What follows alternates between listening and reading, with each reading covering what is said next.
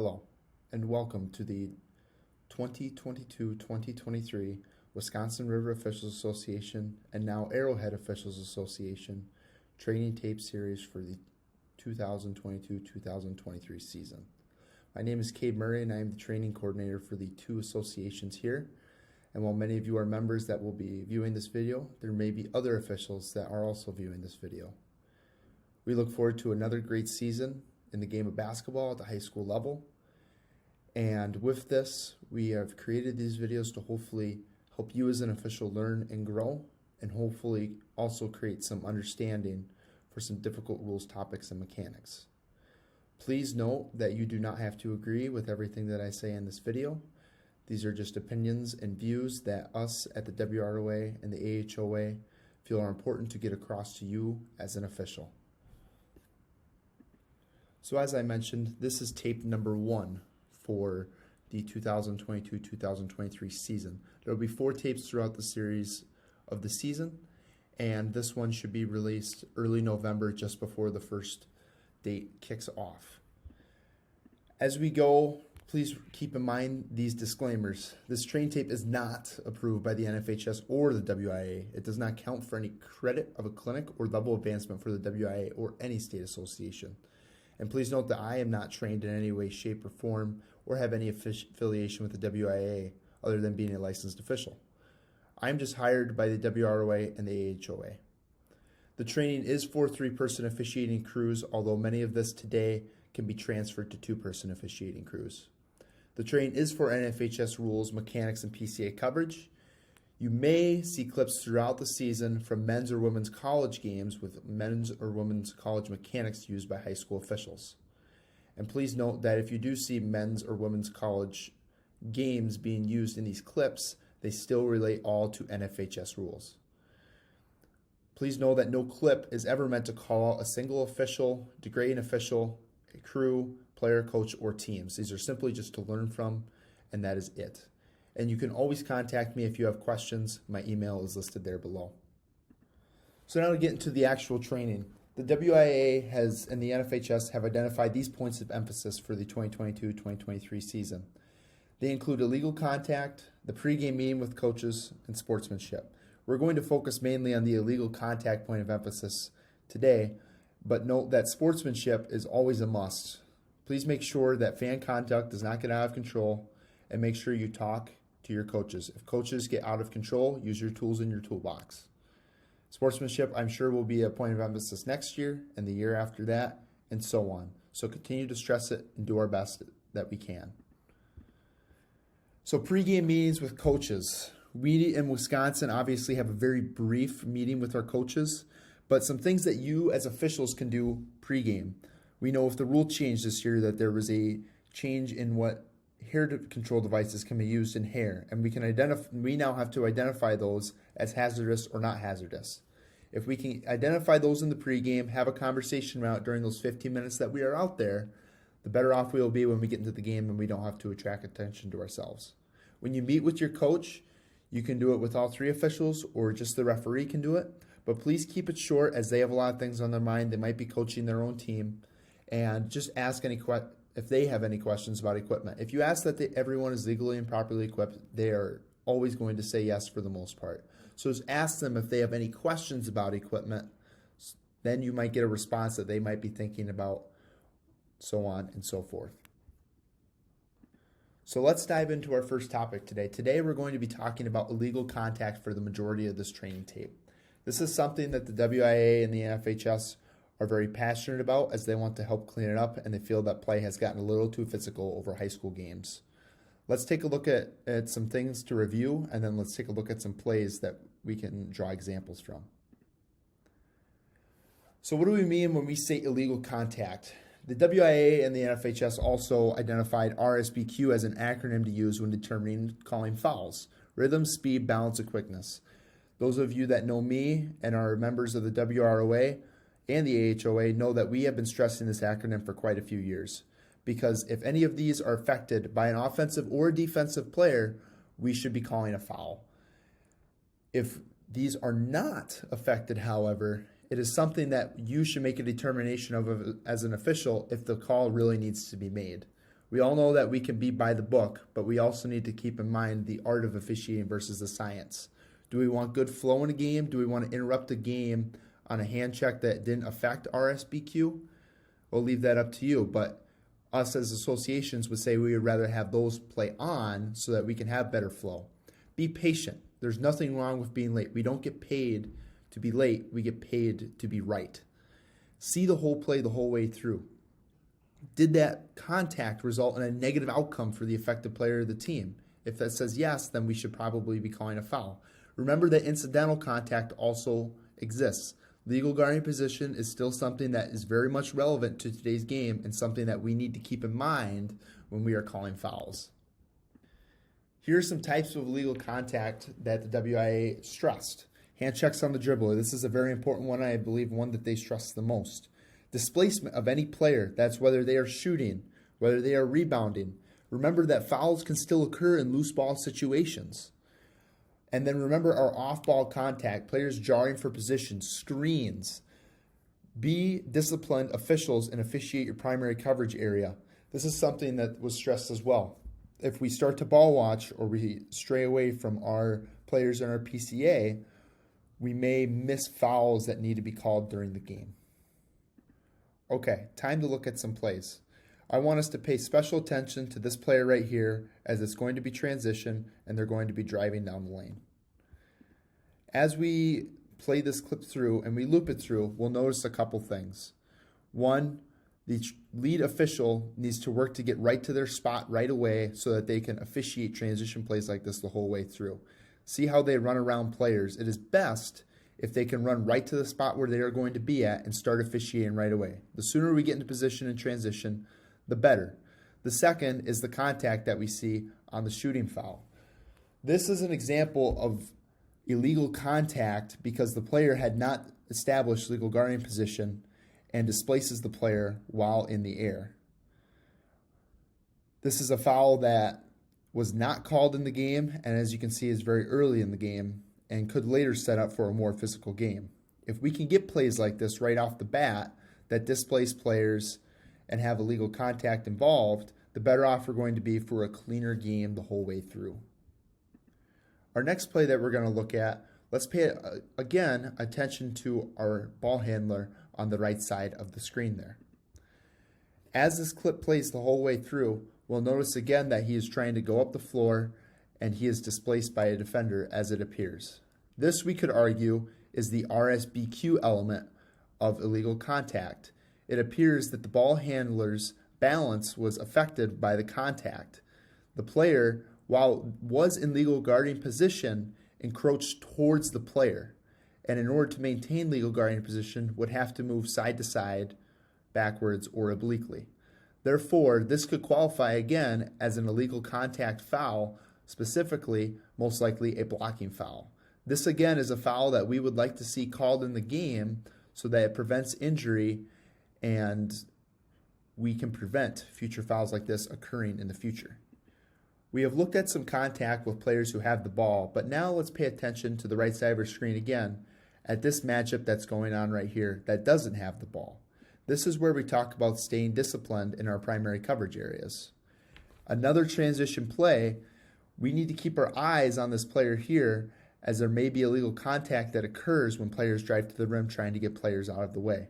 In this case, it appears that the offensive player displaces a defender attempting to play help defense. This is what we believe could be a correctly called offensive player foul because of the illegal contact created by the offense on the help defender.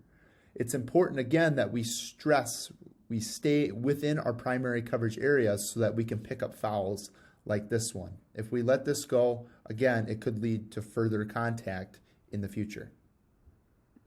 Illegal contact fouls can also happen on rebounds. Pay attention to this matchup right here as the shot goes up. We see that our lead official is doing an excellent job already of keeping their eyes on their players in their PCA and not paying attention to the shooter. We see that the white player attempts to jar for position with the offensive player, but with that, must allow them space to be able to go and jump up and down. As the player jumps up in the air to attempt to grab the rebound, we see that they are displaced by the player in white. We believe that this would be a correctly called rebounding foul during a loose ball because of the displacement. This goes to show that there does not always need to be complete team control for there to be a displacement foul. Again, as we watch off ball, pay attention to these two right here. As the play develops, we're going to see that there is going to be a screen set. I will let you be the judge of if this is if you would call this an illegal screen or not. But in our eyes, we see that the defender attempting to run through the screen pushes her through and displaces her. This would be another example of an illegal contact foul because of this contact that occurs that is not legal. The arms are extended, it's a push through on the screen, and we could argue that this is a foul by the defense. Again, I will let you be the judge of if this is a legal screen or not, but saying that this is a legal screen, this is still an example of the defender pushing through the offensive player here. So now that we've looked at some illegal contact fouls, let's switch topics a little bit and talk about shooting fouls. The biggest thing is that in our personal philosophy, we always want to try and put players on the line if we can. We never want to take away an advantage of the team who has been fouled by taking away free throws. That's the point of a shooting foul. And I've given you some things to kind of look over and consider when we talk about shooting fouls. When we are judging a player who has the ball, and we call a foul, what was the player doing while they were moving the ball? And when I say moving, I mean dribbling, passing, or shooting. Obviously, if they are standing there, they're in a triple threat position, they get fouled, it's obviously going to be a foul that we're going to take out on the sideline or the end line. But when they're moving with the ball legally, are they shooting, passing, or dribbling? If we ask ourselves that as we call the foul, we're going to be more accurately be able to award the appropriate throw-in or free throws. If they are not dribbling or passing, they're likely shooting. And let's keep that in mind as we go through this season before we erroneously say wave off a shot. Be slow in this. There is no hurry after the whistle. Let the play completely develop through and then make your determination what you're going to do. When we call the foul, stand there with a fist in the air, in position, and then make our determination as we go on. Let's take a look at some clips here. So on this play, let's pay close attention to two things. First, the players that are going to be dribbling through here, receiving the catch here, and then this calling official as well. As this play goes all the way through, we see that they are going to receive this pass, and the center official is going to call a shooting foul.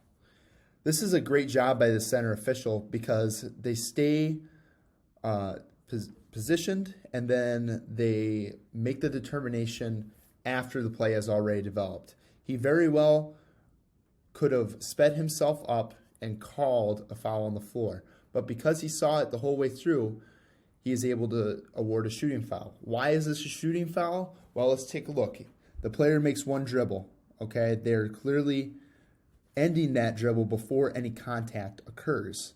Are they passing the ball? Well, no, it clearly looks like there's a shot attempt. So are they necessarily letting the ball go as the contact occurs? No, but they are starting their habitual shooting motion, and they are going to shoot the ball. And then they get fouled before they are able to get the ball off in the air. Therefore, we believe that this would be a correct shooting foul call, and we should put this player at the line for 2 free throws. Again, another example of if we should put the player at the line or not. Let's pay special attention to this player right here, and then this calling official who is the lead. As this play develops, we are going to see that this player drives down the lane, they go up for a shot, they make the basket, and the shot is waved off and the official calls it on the floor. Let's ask ourselves again, what was this player doing when they were fouled? Were they dribbling? Well, as they dribble down the lane line, it appears that the illegal contact occurs after he ends his dribble. Is he passing? Well, we can quickly answer that and say no, as the basket went in.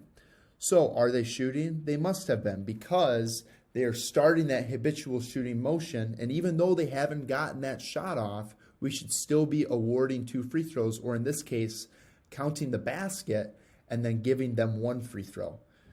I personally, and I believe our association, would agree with the foul call here, but we would like to see this basket count as we are taking away 2 points essentially, and in essence, giving the defensive team who fouled an advantage here by a chance to stop a goal in the end line out of bounds. On this play, once again, we're going to have a quick drive to the lane.